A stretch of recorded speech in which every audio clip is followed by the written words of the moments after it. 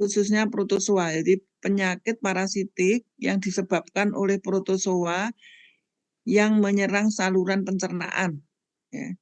Jadi kalau tatap muka pertama, yang kedua kemarin yang menyerang darah dan sistemnya ya, baik pada mamalia, ruminansia, hewan-hewan piara, kemudian unggas ya. Jadi hari ini tidak kalah pentingnya adalah protozoa yang menyerang saluran pencernaan. Nah, ada beberapa parasit atau genus yang menyerang saluran pencernaan. Yang pertama adalah nama penyakitnya koksidiosis yang disebabkan oleh Emeria. Jadi yang pertama ini merupakan penyakit parasitik pencernaan yang paling penting, ya, yang paling penting di antara yang lain-lainnya. Jadi yang saya tampilkan yang pertama ini yang paling penting. Kenapa dikatakan paling penting? Karena kasusnya ini sangat banyak dijumpai di lapangan. Jadi Anda sebagai calon dokter hewan itu tidak boleh melewatkan penyakit ini. Memang penyakit parasit kan banyak jumlahnya. Tapi ada ya sekitar 60% yang kasusnya itu sering dijumpai di lapangan, baik itu kayak koksidiosis ini, baik itu menyerang ruminansia, hewan-hewan piara, hewan kesayangan maupun unggas ya, ayam, baik ayam yang dipelihara secara intensif maupun ayam-ayam yang dilepas, kambing, domba, sapi, dan seterusnya. Justru pada kambing domba itu saya pernah penelitian tentang kasus koksidiosis ini di Surabaya, kasusnya 100% ya. Jadi 100% pada kambing domba itu terdeteksi adanya Emeria. Dan koksidiosis ini di samping kasusnya banyak juga sangat merugikan peternak, ya, termasuk penurunan berat badan. Jadi kalau penyakit parasit itu intinya kan parasit mengambil sari-sari makanan yang dikonsumsi oleh ternak sehingga umumnya ternak itu mengalami malnutrisi atau kekurangan zat-zat makanan sehingga mengalami penurunan daya tahan tubuh maupun penurunan produksi ternak ya. Nah itu kuncinya kan di situ. Jadi memang tidak sampai menunjukkan gejala klinis yang jelas, tapi gejala klinisnya umumnya asimptomatis tapi sangat menurunkan produksi peternakan yang sangat merugikan peternak.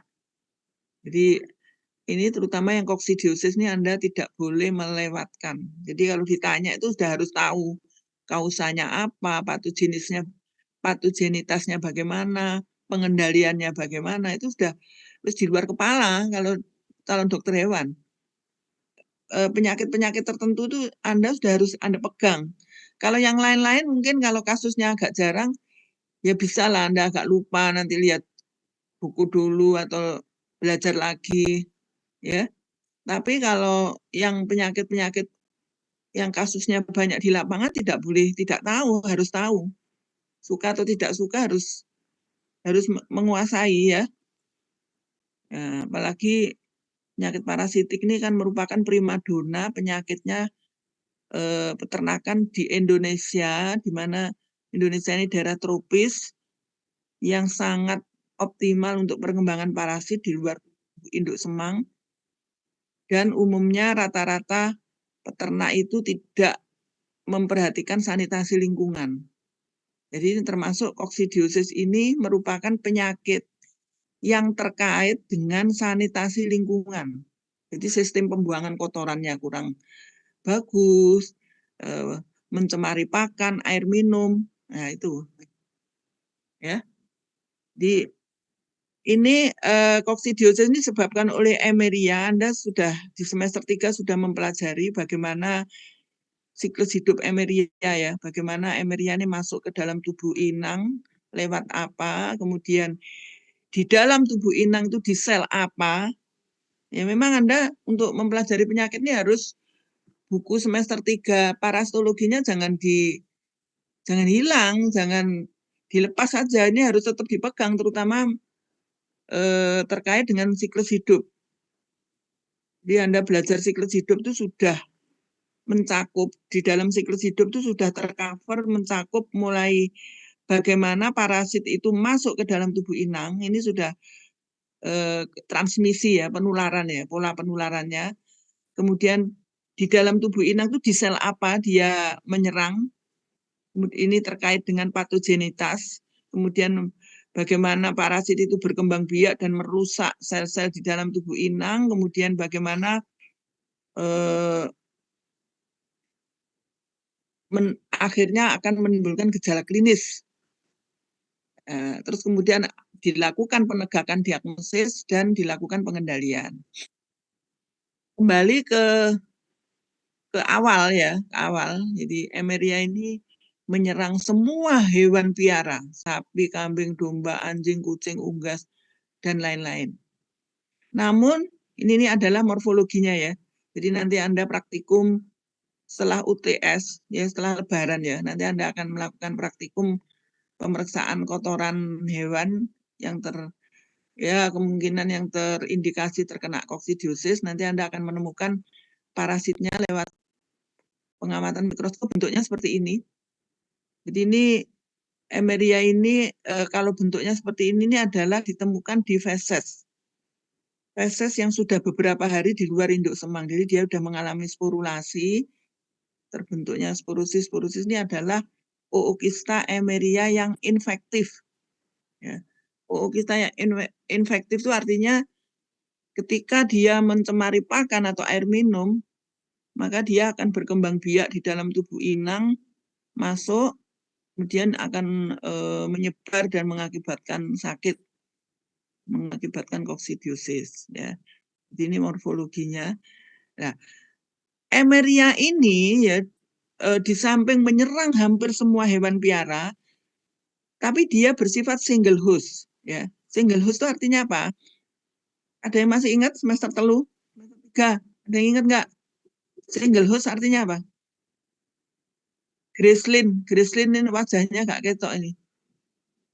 Gracelyn.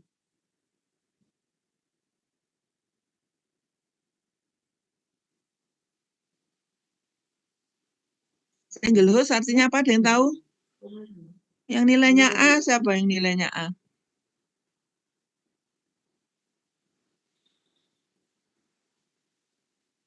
Jadi single host itu artinya setiap spesies, Emeria ini kan spesiesnya banyak. Ada Emeria tenella, Emeria maxima, Emeria ovis, bovis, arloinggi, ratusan. Spesiesnya itu ratusan. Nah, single host artinya setiap spesies itu hanya menyerang satu jenis inang. Misalnya Emeria ovis, bovis menyerang sapi. Dia di situ ada kambing domba, di sekitarnya itu nggak bisa nyerang. Itu artinya single host. Jadi setiap spesies hanya menyerang satu inang, satu jenis inang. Misalnya Emeria yang menyerang ayam itu ya, itu tidak bisa menyerang kambing domba. Jadi walaupun di situ di sekitar situ ada beberapa hewan itu macam-macam, yang satu kena Emeria pada sapi ya tidak bisa menular ke kambing domba atau ayam, anjing, kucing gitu ya. Jadi masing-masing hewan mempunyai spesies sendiri-sendiri dan tidak saling menularkan antar hewan yang beda jenis. Jadi menularnya pada sesama jenis. Jadi ayam menular ke ayam, sapi menular ke sapi, gitu ya. Nah, itu artinya single host. Nah, faktor-faktor penyebab terjangkitnya koksidiosis, jadi artinya ini pemicu ya, pemicunya. Hewan mengalami stres, jadi stres itu artinya misalnya kandangnya sempit ya, kandang sempit, terus panas, udara panas, jadi dalam satu kandang itu populasinya sangat padat misalnya.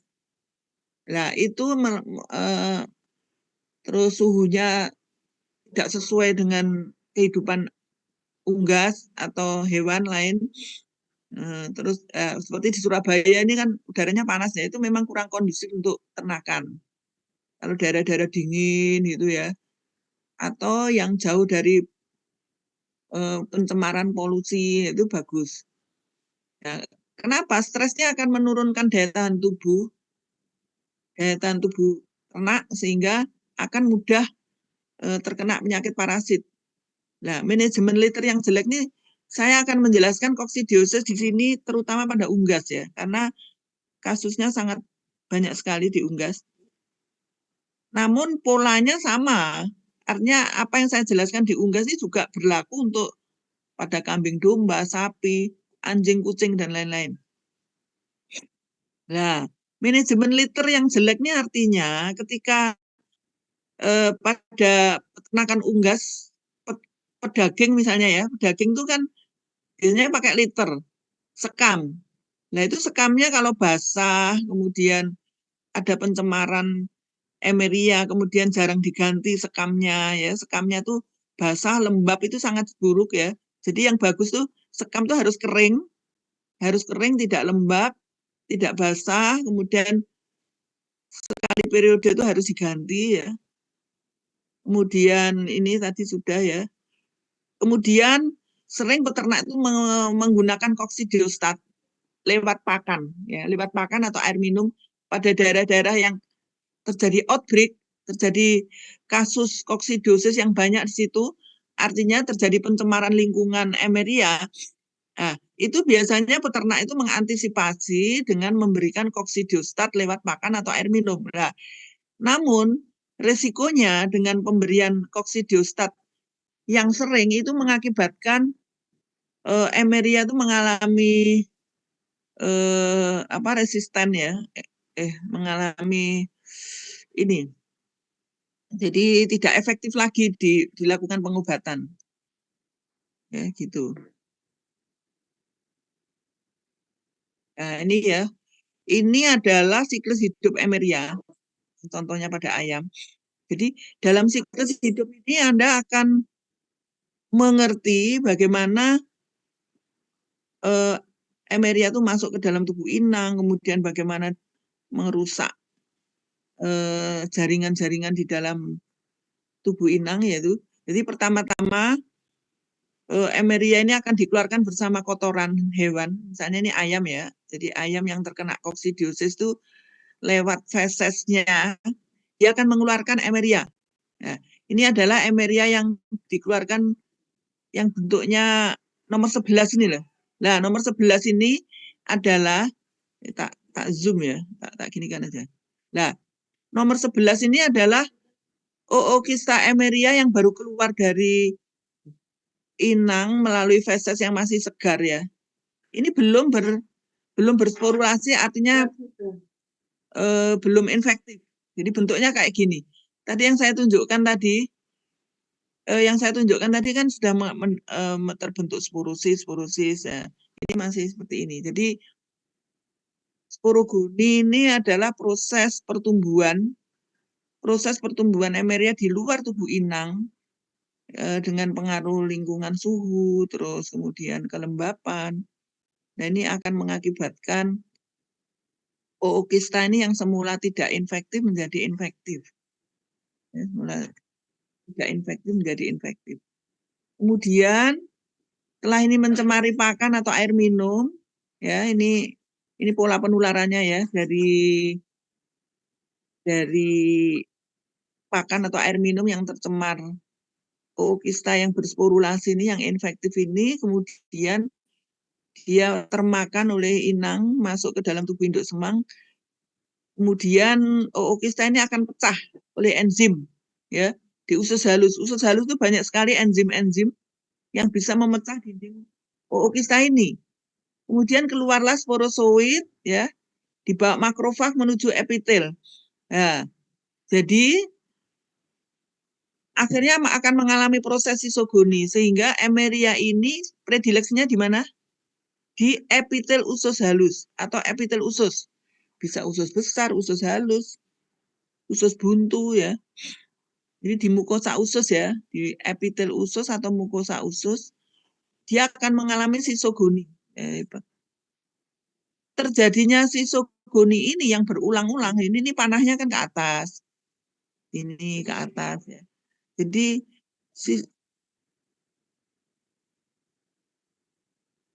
sisogoni yang berulang-ulang ini akan mengakibatkan pecahnya sison. Ini akan mengakibatkan keluarlah pecahnya atau robeknya mukosa usus ini seperti ini. Nah, ini robek.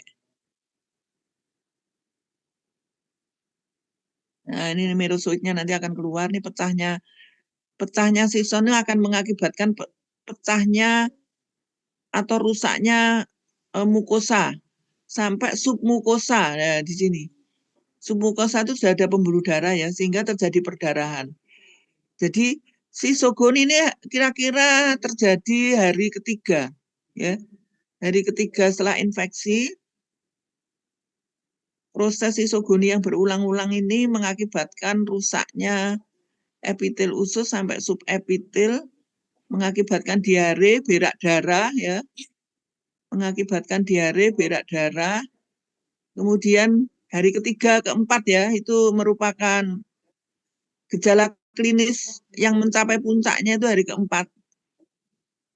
Tapi setiap spesies beda ya. Jadi ada yang kelima, keempat, jadi bervariasi harinya itu. Harinya bervariasi. Nah, kemudian ini merozoit ini akhirnya membentuk makrogamet, mikrogamet. Kalau sudah fase gametogoni ini sudah fase agak tenang ya, agak tenang. Jadi gejala klinisnya sudah mulai berkurang pada hari ke-5, ke-6. Jadi periode prepaten itu sekitar hari ke-7. Jadi total siklus hidup ini membutuhkan waktu 7 hari. Nah, membutuhkan waktu 7 hari. Total siklus hidup 7 hari. Nah, produksi oosis, ya, produksi oosis ini setelah proses gametogoni produksi itu terus berlangsung ya. Ini sampai hari ke-9 sampai 10, 11 itu akhirnya akan terjadi self limiting. Jadi karena tubuh itu memproduksi antibodi, maka lama-lama produksi oosisnya akan berhenti dengan sendirinya. Ya, berhenti dengan sendirinya. Itu namanya self-limiting disease. Jadi penyakit yang akan sembuh dengan sendirinya kalau tidak diobati. Namun, walaupun bisa sembuh sendiri, ini tetap saja mengakibatkan produksi peternakan yang menurun. Karena ketika terjadi proses isogoni, ini banyak zat-zat makanan yang tidak bisa diserap oleh epitel usus ya, sehingga hewan itu mengalami penurunan berat badan, kurus-kurus. Nah itu kalau peternak itu banyak yang nggak ngerti loh ini ya. Kenapa ya berat badannya kok nggak bisa maksimal, terus kemudian kadang-kadang gejala klinisnya tidak jelas, produksi telur menurun. Lah ini Anda sebagai dokter hewan ya harus tahu strateginya bagaimana, apa yang harus dideteksi lebih dahulu apa, misalnya pemeriksaan sampel feses. Kan seringkali kalau di daerah itu nggak ada mikroskop ya, nggak ada mikroskop. Nah, kalau tidak ada mikroskop, kalau pada ayam, beberapa ayam itu bisa dikorbankan, kemudian dibuka ususnya, diamati penebalan ususnya. Jadi pada ayam yang normal, yang sehat, itu mukosa ususnya sangat tipis dan halus. Nah itu kamu harus tahu pedomannya itu. Buka ususnya, dilihat mukosa itu sangat tipis dan halus. Tapi ketika sudah terkena investasi atau infeksi Emeria ini akan menebal. Jadi skor 1 itu menebal. Kemudian kalau infeksinya agak sedang, kemudian ada bintik-bintik perdarahan di ususnya. Kemudian kalau infeksinya berat bisa terjadi perdarahan gitu ya. Ya itu adalah salah satu cara pemeriksaan ketika misalnya di lapangan itu nggak ada mikroskop, nggak ada. Tapi kalau pada ternak besar agak sulit ini. Harus ada mikroskop. Karena nggak mungkin kita akan misalnya sapi atau kambing, dipotonglah dulu. Kemudian diperiksa kan nggak mungkin. Kalau ayam kan jumlahnya ribuan ya. Nah itu bisa dijadikan yang menunjukkan gejala klinis yang berat itu bisa dikorbankan, terus kemudian diperiksa secara patologi anatomi gitu ya. Ini adalah gejala klinis Ayam ini contohnya ayam aja karena yang mudah diamati, tapi sebenarnya pola transmisi dan pola patogenitas tuh hampir semua hewan sama ya. Nah ini saya kan nggak mungkin menjelaskan satu persatu, jadi ini sebagai contoh aja nih. Nah ini ayam yang terkena koksi ini modelnya dia aktif, duduk terus, kemudian dia suka dia suka minum-minum gitu ya, minumnya tuh meningkat, konsumsi air minum meningkat. Terus ini ada pencemaran pakan atau air minum melalui kotoran yang ada emerianya. Ini gejalanya diare berdarah. Jadi diare berdarah, anemia, kelemahan, nafsu makan menurun, dan seterusnya. Nah, ini adalah ini kalau Anda melakukan penelitian riset di bidang koksidiosis ini, seringkali kita mengambil ususnya, kemudian dilakukan sediaan histopatologi ya, seperti ini. Nah, ini adalah Emeria tenella penyebab koksidiosis pada sikum. Ini sikumnya mengalami perdarahan di sini. Nah, ini ya, ini kalau dibuat histopat nih banyak stadium-stadium sison, stadium gamit itu ya.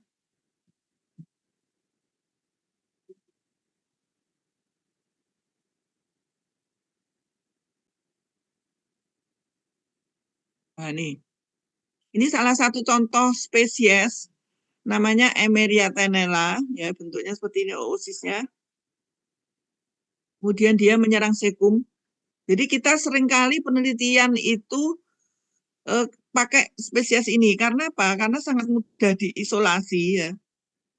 Termasuk pengembangan vaksin, pengembangan obat-obatan itu kita memakai spesies ini, Emeria tenella, karena sangat mudah diisolasi dari sekum, dia terlokalisir di sekum. Sekum itu usus buntu. Jadi dia tidak ada di usus halus. Jadi sangat gampang kan? Ya ini tinggal motong di sini, kemudian diisolasi parasitnya, kemudian bisa dipasarkan dan seterusnya. Nah, diagnosis terhadap kasus koksidiosis ini pertama adalah berdasarkan gejala klinis ya. Gejala klinis itu yang bisa Anda amati dari hewan tersebut, dia apakah terjadi kekurusan. Namun pada infeksi yang berat itu masing-masing parasit menunjukkan gejala klinis yang spesifik. Kalau infeksinya sedang, ringan sampai sedang itu tidak jelas gejala klinisnya ya, sehingga harus dilanjutkan dengan diagnosa lab. Jadi pemeriksaan lab itu sangat penting untuk mensupport diagnosa klinis yang seringkali kita tidak jelas ini apa.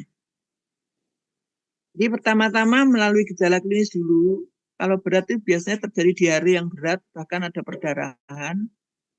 Kemudian ketika gejala klinisnya Anda ragu-ragu, dilanjutkan dengan pemeriksaan lab. Nah, pemeriksaan lab ini pemeriksaan feses, ini akan menemukan oosis kalau infeksinya sudah lebih dari 5 hari. Tapi kalau infeksinya tuh baru saja masuk, berak darah atau diare, baru saja masuk, maka wajib dilakukan scraping, ya, scraping mukosa usus. Jadi kalau infeksinya baru terjadi itu tidak mungkin Anda akan menemukan oosis di feses. Tidak mungkin. Loh, ini biasanya mahasiswa seringkali mencari sampel dari lapangan itu dari hewan yang mengalami diare kan pasti, atau konsistensi fesesnya lembek. Lah itu biasanya dibawa ke lab. Tapi kok nggak ada ya, kok negatif? Ya itu karena gejala klinis itu muncul ketika proses isogoni, jadi hari ketiga keempat itu belum ada oosis di fesesnya. Oleh karena itu pada ayam gampang dilanjutkan dengan pembukaan usus ayam, kemudian dilakukan scraping. Scraping itu dikerok ya, dikerok. Kemudian nanti akan menemukan stadium-stadium dari parasit itu, yaitu misalnya sison, ya, makrogamit, mikrogamit. Nah, itu tergantung hari keberapa dia masuk ke tubuh inang itu. Kalau hari ketiga nanti akan temu sison. Bentuknya bulat. Terus banyak intinya di situ. Nah, gitu. Jadi pemeriksaan scraping mukosa usus itu dilakukan ketika dalam pemeriksaan sampel feses yang sederhana itu tidak ditemukan kista. Jelas ya.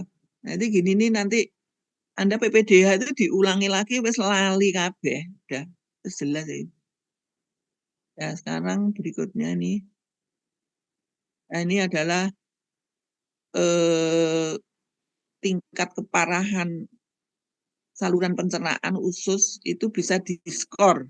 Nah, ini tapi ini biasanya hanya dipakai pada penelitian aja ya. Misalnya skor 1. Dia ada skor-skornya.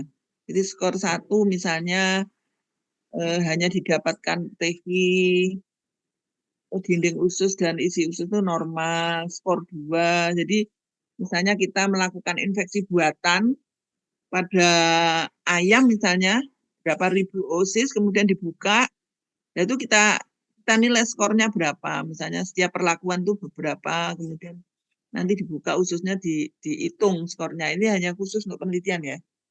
Tapi yang penting adalah yang ini. Jadi ketika Anda di lapangan, ketika tidak mempunyai mikroskop, seringkali kita di daerah itu kan peternak punya mikroskop. Nah, sekarang kalau Anda sebagai dokter hewan mau memeriksa sampel feses ya harus dibawa ke lab di daerah itu, atau Anda sebagai dokter hewan punya mikroskop sendiri di rumah. Ya, kalau tidak ada mikroskop sama sekali, ini dibuka, ya, ini penampaknya seperti ini. Ini plus 1 tuh kayak gini. Nah, ini ya. Ini kemudian lebih ini infeksi sedang, kemudian berat, sangat berat ya. Positif 4 ini sekumnya penuh. Ini hanya satu spesies loh ini. Emeria tenella pada ayam. Nanti spesies lain itu beda patogenitasnya. Jadi kita nggak ada waktu, masing-masing harus dijelaskan satu persatu. Anda bisa baca sendiri, tapi saya hanya berikan dasar-dasarnya aja bahwa untuk mendeteksi, menegakkan diagnosis dengan cara seperti ini.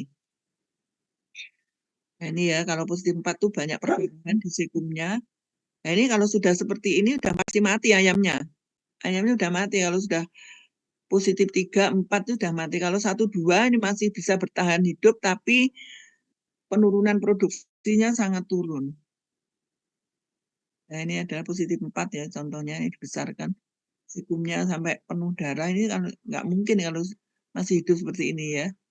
Ya, jadi karakteristik dari Emeria itu yang pertama adalah single host. Ya. Yang kedua, bahwa masing-masing spesies itu mempunyai predileksi yang berbeda-beda. Ya, berbeda-beda. Setiap spesies. Jadi misalnya Emeria acerulina ini hanya menyerang di bagian anterior usus. Nah, demikian juga pada ternak besar ya, misalnya sapi, kambing, domba itu juga seperti itu. Masing-masing spesies mempunyai predileksi yang berbeda-beda sehingga mempunyai patogenitas yang berbeda. Jadi pertama predileksinya aja udah beda. Jadi di usus halus sama di usus di sekumnya juga sudah beda ya. Kemudian virulensinya misalnya bagaimana parasit itu berkembang biakannya cepat atau lambat. Itu masing-masing spesies beda. Kemudian dia memproduksi oosisnya ada yang banyak, ada yang sedikit.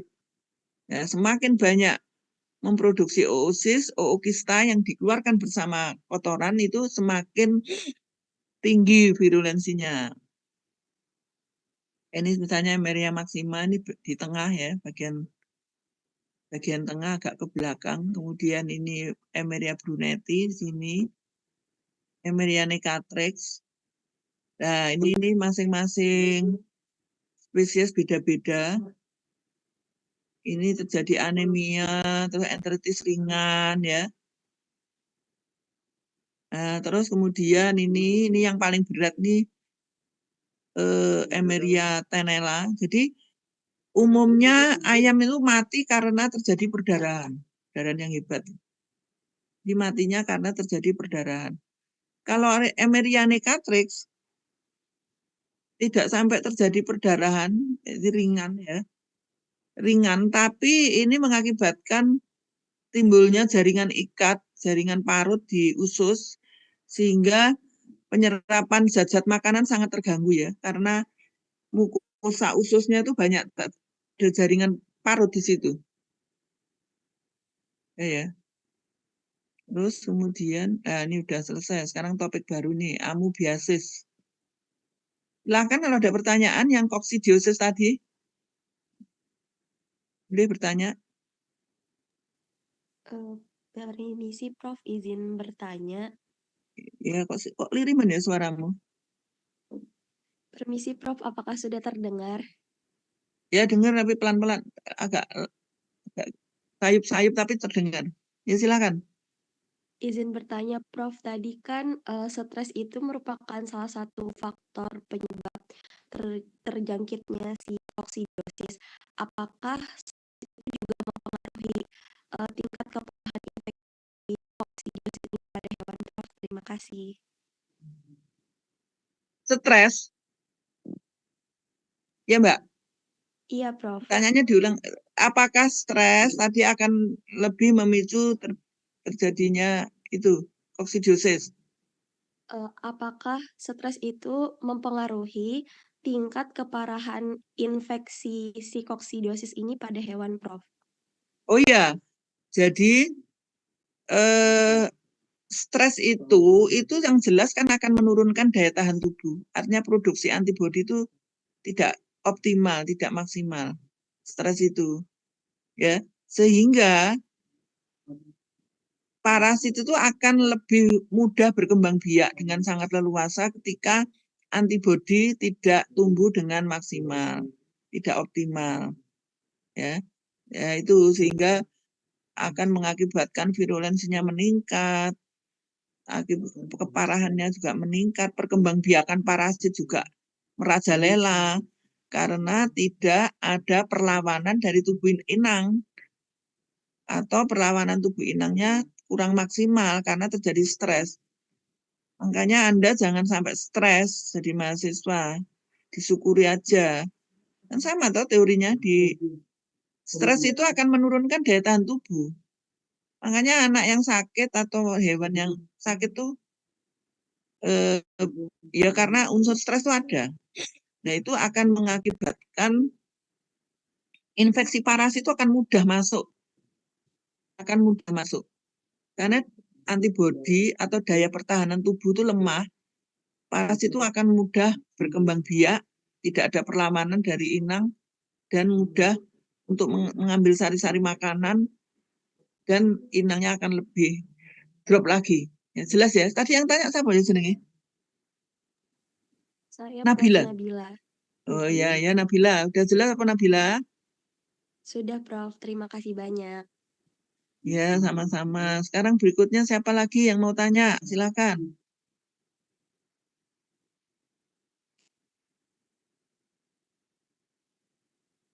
Silakan kalau ada yang tanya. Kalau belum ya nggak apa-apa dicatat dulu, nanti di akhir kuliah boleh. Sekarang berikutnya adalah amoebiasis ya. Amoebiasis ini agak berbeda dengan Emeria ya. Jadi ini amoebiasis ini termasuk zoonosis ya. Jadi zoonosis itu bisa menyerang dari hewan ke manusia. Ini salah satu contohnya N. amoeba histolytica, ini sangat zoonosis ya. Kemudian ada juga N. amoeba yang tidak bersifat zoonosis, misalnya N. amoeba Swiss yang menyerang babi itu tidak zoonosis. Ya, tapi umumnya zoonosis. Jadi misalnya N. amoeba coli itu lebih patogenitasnya lebih rendah dibanding histolytica ya. Kalau di sini disebutkan kera, anjing, kucing, tikus, babi, tapi sebenarnya N. amoeba ini yang khusus histolytica ya. Tapi yang N. amoeba spesies lain ini tidak disebutkan, tapi di diktat sudah ada buku ilmu penyakit protozua itu baru ya. Jadi edisi terbaru itu jadi lebih lengkap jauh. dibandingkan yang sebelumnya. Jadi ada beberapa spesies yang tidak zoonosis. Jadi semua parasit pencernaan itu penularannya secara peroral ya, lewat pakan atau air minum yang terkontaminasi. Nah, ini gejala klinisnya diare. Nah, ini adalah parasitnya seperti ini kan. Ini adalah stadium tropozoid yang A ini. Nah, sekarang coba masih ingat nggak apa itu? N. amoeba itu di mana predileksinya? Di dalam usus. Usus halus apa usus besar? Ya, ada yang masih ingat? Harus ingat loh ya, ini semester 3. Predileksinya di mana ini N. amoeba ini? Di usus halus apa usus besar? Tinggal milih.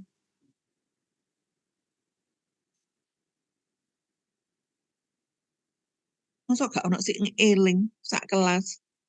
Usus besar, Prof. Nah, bagus. Jadi Amara ya? Iya, Prof. Amara Dinda. Jadi N. amoeba itu di usus besar. Patogenitasnya itu di usus besar. Nah, ini stadium tropozoid ini merupakan stadium yang aktif merusak mukosa kolon, aktif merusak mukosa kolon, aktif berkembang biak, aktif mencari makan, aktif mengakibatkan kerusakan jaringan, yaitu ya stadium ini A. Kemudian kalau sudah cukup berkembang biak, mencari makan, merusak, sudah cukup ya. Ini dia bisa mengeluarkan enzim ini yang bisa melisiskan mukosa kolon. Nah, ini kemudian nanti lama-lama akan menjadi B ini. Ini sudah mulai istirahat ini B ini. Nah, kemudian stadium presis, kemudian stadium cis. Nah, ini stadium cis ini sudah stadium istirahat. Dia membentuk dinding yang sangat tebal ya. Tapi ini intinya bisa membelah dinding yang sangat tebal sehingga dan stadium cis ini walaupun stadium istirahat tapi ini merupakan stadium infektif. Nah, jadi stadium cis ini merupakan stadium infektif.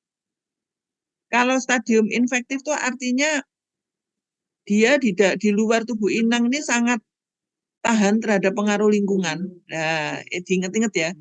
Stadium infektif baik itu Emeria maupun N. amoeba.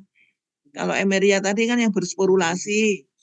Nah, kalau kista ini stadium cis. Intinya bisa 2, 4.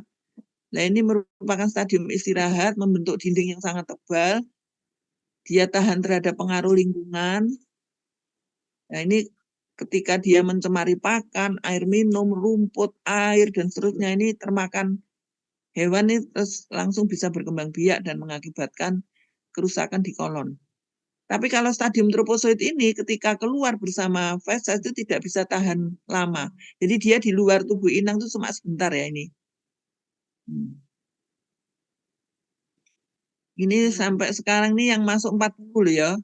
Berarti 7 nggak masuk loh. Nanti nggak boleh absennya lengkap itu nggak mungkin. Harus 7 itu yang nggak bisa absen. Nah, ini adalah stadium tropozoid. Stadium yang hidup ini ya, yang artinya yang aktif. Tapi ini di luar tubuh inang ini cuma sebentar aja, nggak bisa hidup lama.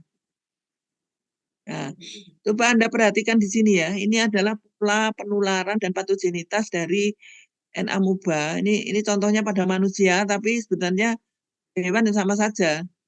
Ya, ini adalah walaupun ini ditulis tahun 94 tapi masih update ini ya. Masih sama sampai sekarang. Nah, ini pada manusia. Jadi ini stadium cis ingested.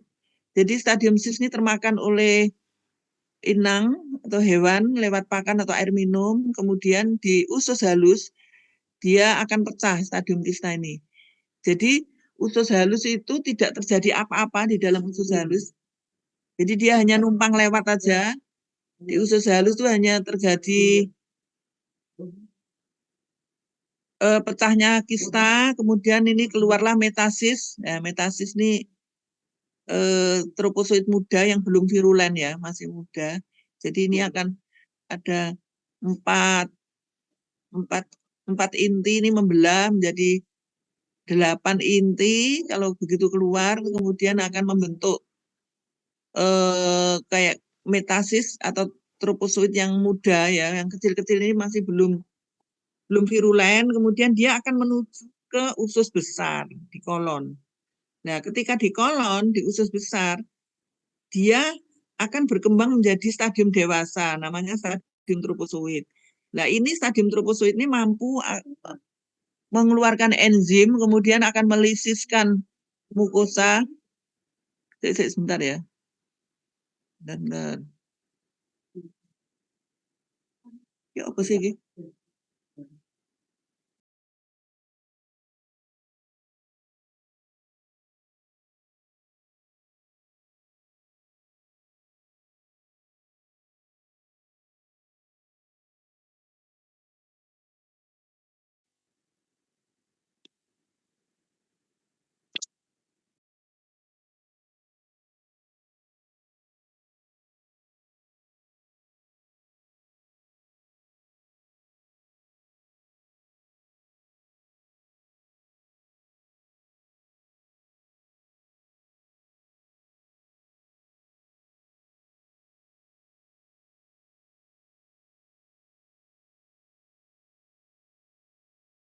Saya lanjutkan ya.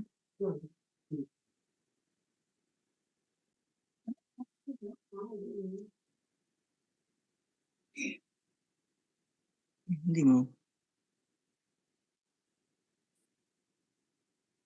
Nah, jadi di N-amoeba ini pada stadium dewasa atau stadium tropozoid di kolon itu bisa melisiskan mukosa, submukosa,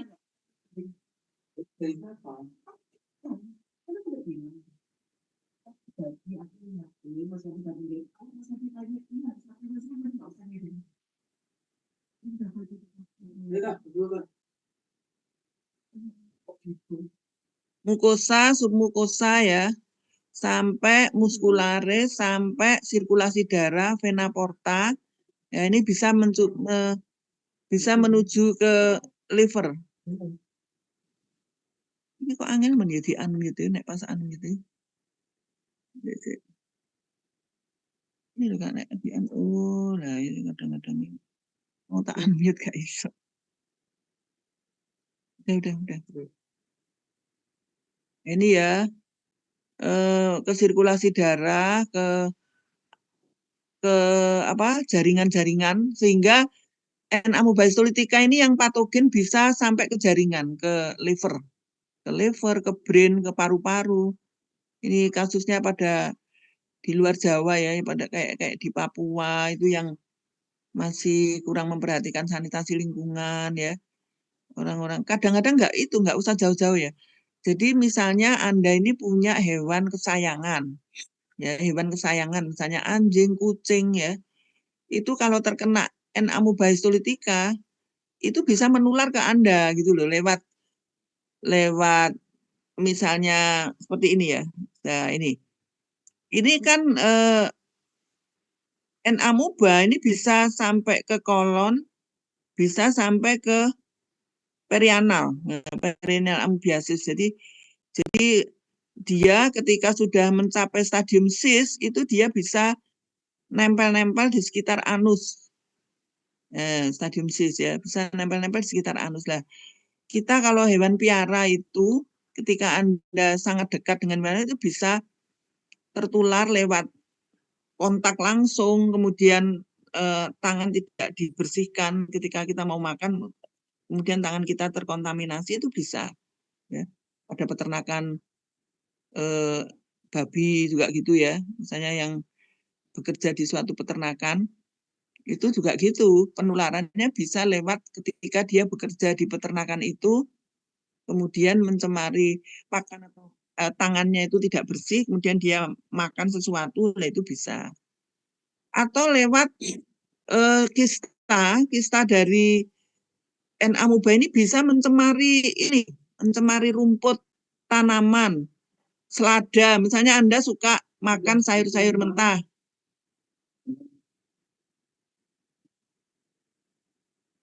Bisa pakai apa jenenge? Aduh, enggak fokus aku. Bentar ya. Jadi misalnya Anda ini suka makan sayur yang mentah, misalnya selada ya. Itu kalau dicuci tidak bersih, tanaman-tanaman rendah seperti selada, kemangi, kubis, dan lain-lain itu bisa terkontaminasi stadium kista dari N. amoeba. Nah, penularannya bisa dari situ. Ya, bisa dari situ. Jadi memakan sayur mentah yang tidak dicuci dengan bersih. Jadi kita pernah melakukan penyuluhan pada ibu-ibu PKK bagaimana menyuci sayur yang benar itu ya dengan air mengalir. Itu termasuk cara-cara mencuci yang benar itu dengan air mengalir atau lebih baik kalau disiram lagi yang terakhir dengan air mateng ya. Kadang-kadang di PDAM itu masih lolos loh. Parasit-parasit kayak Cryptosporidium ya. Parasit-parasit yang kecil itu masih bisa lewat saringan dari PDAM. Jadi penularannya sangat mudah ya. Pokoknya sumbernya itu bisa dari air atau sayuran yang tidak dimasak dengan benar, sayuran mentah, lewat air, kemudian lewat berkebun. Misalnya Anda suka berkebun, kemudian mencuci tangan tidak bersih, artinya stadium kista dari N. amoeba itu bisa mencemari semua lingkungan. Misalnya kayak ternak-ternak itu kotorannya itu kan memang tidak ada di sekitar kita, tapi parasitnya itu bisa terbawa oleh aliran air, aliran angin, dan seterusnya ya. Nah, karena sangat ringan dan bisa mencemari lingkungan. Walaupun fesesnya itu tidak ada di depan kita, tapi parasitnya itu bisa lewat aliran air, apalagi kalau ke banjir itu ya, lewat angin, lewat masuk ke PAM. Ya, kemarin kita sudah pernah melakukan penelitian air minum PAM itu ternyata masih ada parasitnya di situ.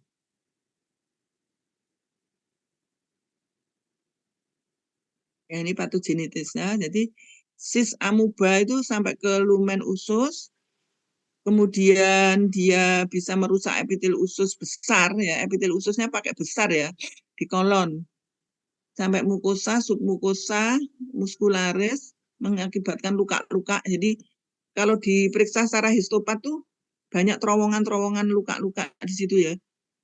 Aerobakter. Aerobakter itu bakteri yang menyertai adanya infeksi N. amoeba.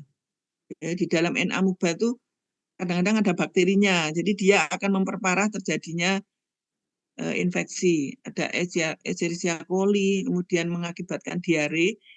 Nah, stadium tropozoit itu bisa masuk ke sistem limfatik, ya sistem limfatik maupun sistem sirkulasi darah masuk ke hepar, mengakibatkan lesi-lesi sehingga terjadi abses yang disebut hepatik amoebic abses ya, abses di hepar. Nah, ini adalah stadium kista, ini stadium kista yang stadium infektif tadi yang mencemari pakan, air minum dan lain-lain. Ini stadium tropozoit di dalam kolon. Ini kalau di luar kan nggak tahan lama ini kok mati. Ini yang di dalam kolon mengakibatkan kerusakan kolon dan jaringan-jaringan ya. Nah, ini adalah kolon yang terkena amoebiasis, ini mengakibatkan setelah dibuat preparat histopatnya akan ada terowongan-terowongan luka-luka di kolon ini kayak di sini kayak seperti ini. Ini banyak terjadi perdarahan di kolon ya. Nah, jadi diagnosanya berdasarkan gejala klinis, misalnya diare, ada perdarahan, ada lendir di situ. Memang diarenya itu tidak sehebat kayak koksidiosis. Karena koksidiosis umumnya di usus halus ya, di sekum. Tapi kalau ini kan di kolon, jadi lebih tenang diarenya, tapi sebenarnya sangat sakit ya, hewannya itu sangat kesakitan karena di situ banyak luka-luka sampai nembus ke sirkulasi darah. Kemudian pemeriksaan feses menemukan stadium kista, atau kalau infeksinya akut bisa menemukan tropozoit. Serologi juga bisa, asal ada kit-nya. Tapi kalau di Indonesia umumnya pemeriksaan itu baru terbatas pemeriksaan feses ya. Kemudian ini adalah obat-obatan, jenis-jenis obatan biasanya diberikan secara peroral. Ya, Anda bisa mencari sendiri, mengupdate sendiri ya, obat-obat ini berkembang terus. Ini adalah kandungannya, nama generiknya.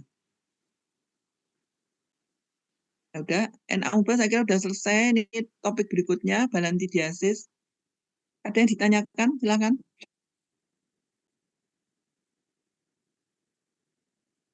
Silakan kalau ada pertanyaan yang amoebiasis.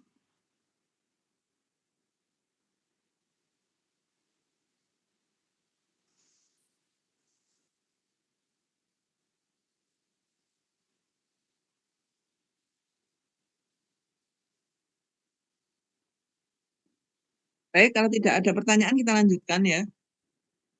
Balantidiasis. Balantidiasis ini disebabkan oleh Balantidium coli. Jadi kalau Anda akan mempelajari kasus penyakit ini sebenarnya secara umum tuh mirip dengan amoebiasis. Jadi ada stadium kista, stadium infektifnya stadium kista sama kan. Kemudian predileksinya di kolon atau usus besar ya. Balantidium coli itu sama dengan amoeba. Jadi di usus besar. Kemudian bedanya apa? Ayo, yang membedakan apa ini? Dari siklus hidupnya, itu yang membedakan apa? Antara N. amoeba dan Balantidium coli. Ayo. Namun open kamera tak tunjuk aja. Close kamera.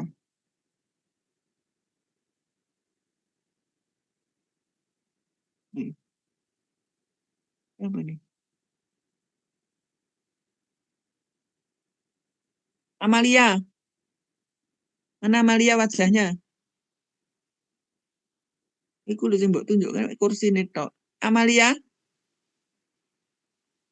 Ya dia dokter. Ya. Apa bedanya siklus hidup Balantidium sama N. amoeba?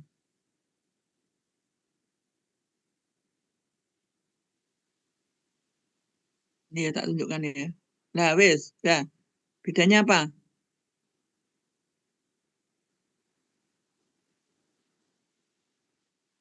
Jadi bedanya kalau N. amoeba yang stadium virulen kayak N. amoeba histolytica tadi, itu dia bisa masuk ke sirkulasi darah.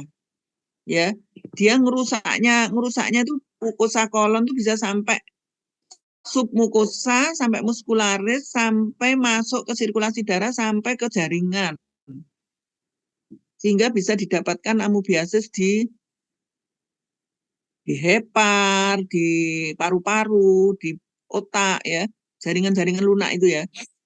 Tapi kalau Balantidium coli dia hanya mengakibatkan keradangan di kolon aja. Ini loh, dari sini kan kelihatan ya. Jadi ini dia tidak bisa masuk ke sirkulasi darah. Nah ini adalah gambarnya. Ini kok babi kenapa? Padahal ini bisa menyerang. Ini zoonosis ya, bisa menyerang manusia, bisa menyerang kucing, anjing ya. Terus sapi juga bisa, kambing. Ya, namun di sini yang digambar kok babi. Kenapa? Babi ini merupakan sumber penularan. Nah, karena dia dalam kondisi sehat aja itu di kolon bisa ditemukan Balantidium coli pada kotorannya ya pada babi ini. Jadi Anda kalau nanti PPDH pengen tahu menemukan kasus Balantidiasis ya kamu ke peternakan rumah potong hewan babi itu mengambil fesesnya terus dibawa ke lab. Tapi karena ini sudah banyak terjadi pencemaran di mana-mana ya di lewat air terutama, maka seringkali Balantidium coli itu juga kita temukan di sapi, kambing domba juga bisa.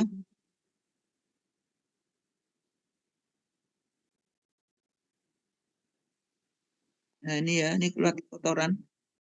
Ini bisa menular ke manusia ya, ini sangat bahaya nih.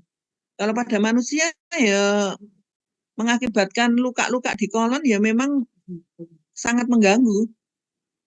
Ya, jadi ini stadium kista ya, ini stadium kista. Dia mencemari pakan atau air minum. kemudian dia mengalami eksistasi di usus halus, small intestine, dia di usus halus mengalami eksistasi itu keluarnya tropozoid dari dinding kista, kemudian membelah, kemudian tumbuh menjadi stadium dewasa itu menuju kolon. Nah, setelah di kolon ini yang baru dia akan mengakibatkan kerusakan di mukosa kolon, mengeluarkan enzim, terus kemudian silianya ini juga akan mengakibatkan kerusakan di epitel usus ya. Tapi dia tidak sampai ke sirkulasi darah. Kemudian dia kalau sudah cukup, dia akan mengalami perubahan stadium menjadi stadium kista, bentuk dinding yang sangat tebal ini, dindingnya sangat tebal, stadium cis. Kemudian dia akan keluar bersama kotoran, ini sangat tahan terhadap pengaruh lingkungan, bisa berbulan-bulan ya. Ini matinya hanya dengan sinar matahari. Makanya sinar matahari ini sangat baik ya untuk lingkungan yang banyak terjadi pencemaran itu, adanya sinar matahari itu akan membunuh semua stadium dari parasit di luar tubuh inang. Nah, ini adalah induk semangnya, bisa menyerang manusia, anjing, kucing, kera, manusia. Tapi sebetulnya kemarin juga bisa ditemukan di sapi, kambing, domba juga bisa. Namun kalau pada sapi, karena bukan induk semang asli, bukan induk semang utama, sehingga tidak menimbulkan patogenitas yang serius. Ya, jadi ini Balantidium coli ini sangat penting, terutama pada manusia, anjing, kucing, kera, dan babi. Selain hewan itu bisa ditemukan tapi tidak sampai menimbulkan akibat yang fatal. Penularannya lewat cis tadi ya, jadi stadium infektifnya cis sama dengan N. amoeba tadi. Terus gejala klinisnya ini diare berdarah, penurunan berat badan. Jadi ini akibat kerusakan mukosa usus kolon ini mengakibatkan diare. Tapi pasti disertai perdarahan ya. Namun kalau infeksinya ringan tidak sampai perdarahan, jadi hanya diare ringan gitu aja. Jadi cis Balantidium coli ini mengakibat akan terjadi eksistasi di usus halus, kemudian menuju kolon, ya, kemudian mengakibatkan enteritis. Jadi dia memproduksi enzim. Balantidium coli itu memproduksi enzim sama dengan N. amoeba tadi yang bisa merusak mukosa usus. Kemudian terjadi diare. Diagnosa dengan pemeriksaan feses, ini pengobatannya hampir sama dengan N. amoeba tadi.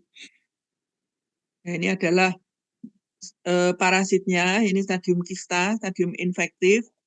Stadium kista itu sebetulnya stadium istirahat, stadium yang sangat tahan terhadap pengaruh lingkungan, dan stadium infektif. Nah, ini yang tropozoid ini tropozoid ini adanya hanya di kolon, tapi begitu keluar bersama feses, misalnya diarenya itu berat. Kalau diarenya berat bisa saja dia keluar bersama kotoran, itu tidak akan tahan lama. Ini stadium kista ini dindingnya tebal. Ini adalah kolon yang dibuat preparat histopat. Nah, ini ya kelihatan mukosanya rusak di sini ya. Nah, udah pada rusak semua ini mukosanya ini. Ini banyak ditemukan kista maupun tropozoid ya. Di sini loh, ini adalah stadium tropozoid, stadium kista. Ini adalah mukosa kolon yang mengalami kerusakan. Ini di sini. Ini yang terakhir. Ini yang terakhir ya. Ada pertanyaan silakan. Kalau nggak ngerti tanya aja. Kamu tuh nggak tanya tuh bisa ngerti atau nggak ngerti. Prof, izin bertanya. Ya. Untuk faktor dari entamuba itu dapat masuk ke sirkulasi darah hingga masuk ke liver itu kenapa ya, Prof?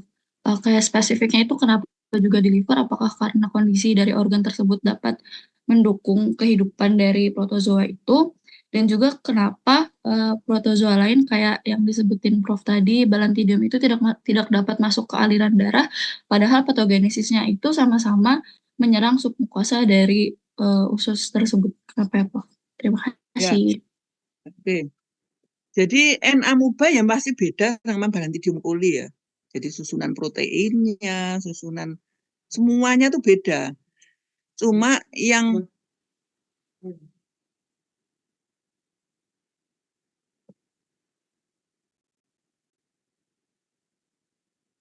bentar.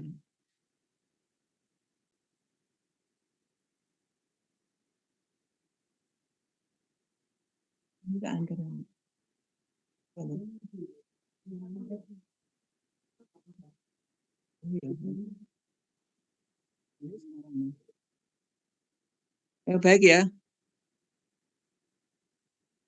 Jadi Balantidium coli itu beda sama N. amoeba ya. Dari segi virulensinya saja udah beda.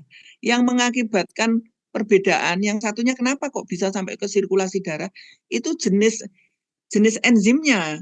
Enzimnya itu kalau di N. amoeba itu mampu melisiskan sampai mukosa, submukosa, sampai muskularis. Jadi sampai ke sirkulasi darah. Jadi kalau misalnya kondisi inangnya itu ini sangat tidak sehat, misalnya imunitas atau antibodinya sangat rendah, itu bisa sampai ke jaringan. Itu hanya N. amoeba histolytica ya. Kalau N. amoeba lain nggak bisa sampai ke jaringan. Jadi itu hanya N. amoeba histolytica yang sangat spesifik, enzimnya sangat spesifik, patogenitasnya sangat tinggi.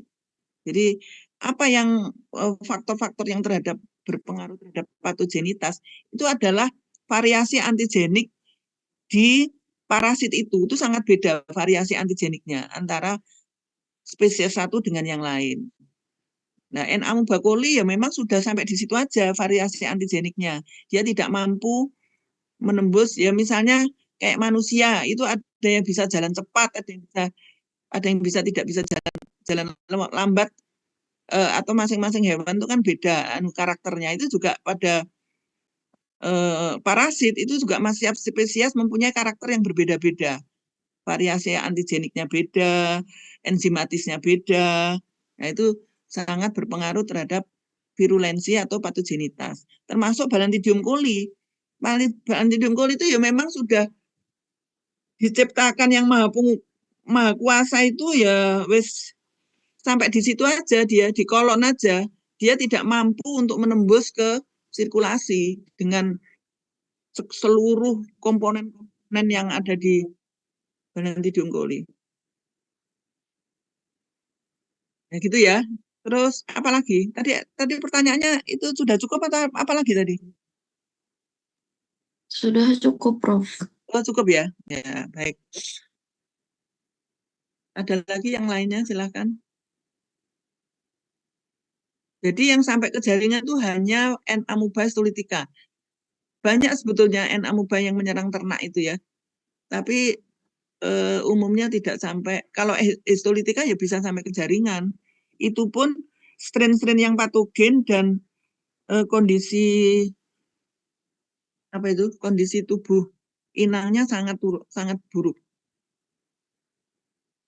Nah, yang terakhir adalah avian trichomoniasis. Jadi ini adalah parasit yang menyerang unggas, terutama burung merpati di bagian anterior. Jadi saluran pencernaan bagian anterior ya, terutama di tenggorokan ya. Tapi bisa juga sampai ke tembolok dan hepar. Ini namanya Trichomonas gallinae, ini adalah parasitnya, Anda masih ingat? Kalau dulu di parasitologi itu menyebutkan organel ini ya. Sekarang penyakit parasitik ini menurut saya lebih mudah dibanding parasitologi. Ya. Kalau di parasitik ini kan lebih ke patogenitas, pengendalian, diagnosis itu kan agak mudah. Tapi kalau di parasitologi Anda menjelaskan siklus hidupnya, menjelaskan organel-organelnya, ya toh? Jadi harusnya nanti nilainya bagus nih yang penyakit. Ini adalah parasitnya ya. Dia mempunyai 4 flagela anterior. Kalau yang Trichomonas fetus yang menyerang saluran reproduksi itu mempunyai 3 flagela anterior. Nah, ini adalah gambaran pola penularan dari Trichomonas gallinae. Ya.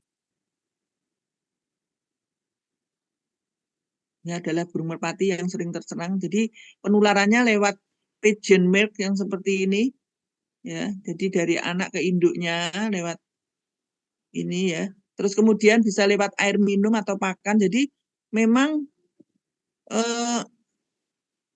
apa itu? Trichomonas ini sering menyerang pada burung merpati yang diternakkan. Artinya diternakkan itu biasanya pakannya itu sudah terbatas di situ, jadi sehingga terjadi pencemaran lewat di air di ujung paruhnya itu ketika dia makan atau air minum tuh mengkontaminasi ini.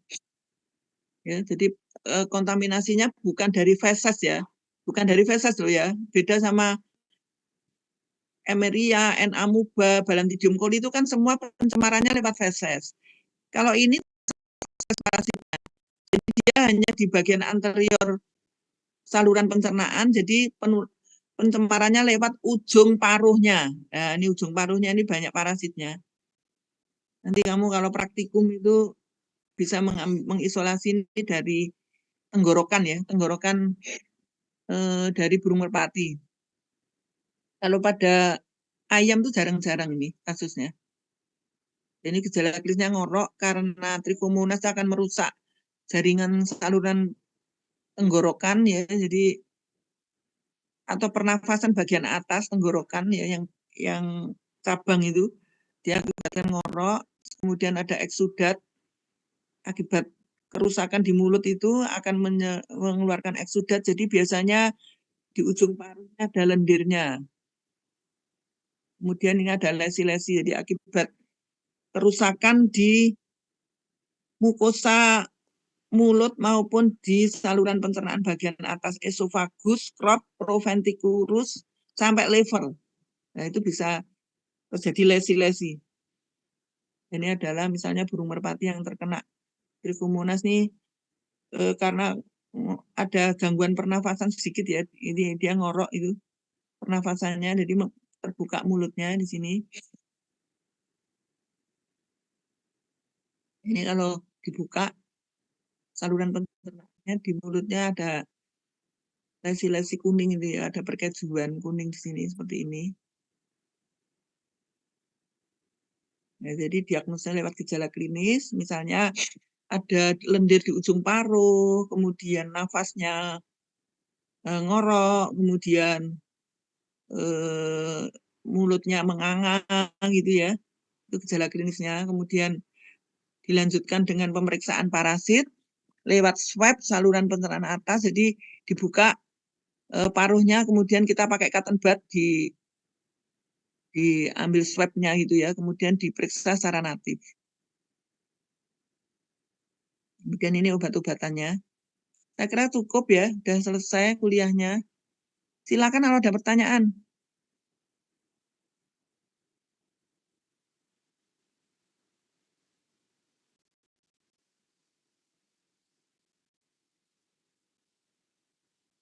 Silakan kalau ada pertanyaan.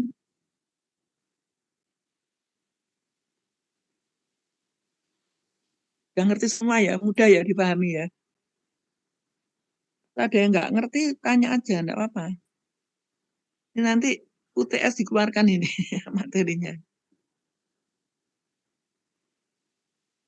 Nadia Wijaya. Oh, ya ini kelihatan wajahnya. Tadi cuma domba-dombanya aja yang kelihatan. Arwen, mana Arwen? Arwen.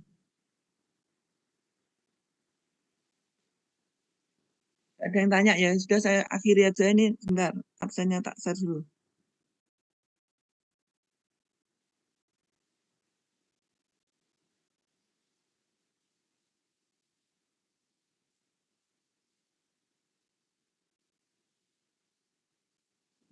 Boleh nyari yang tadi absen tuh mungkin nggak ketemu ya setelah di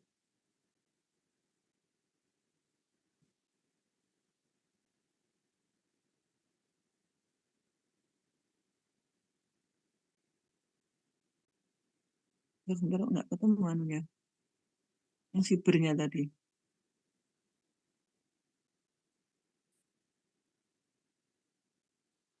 ya.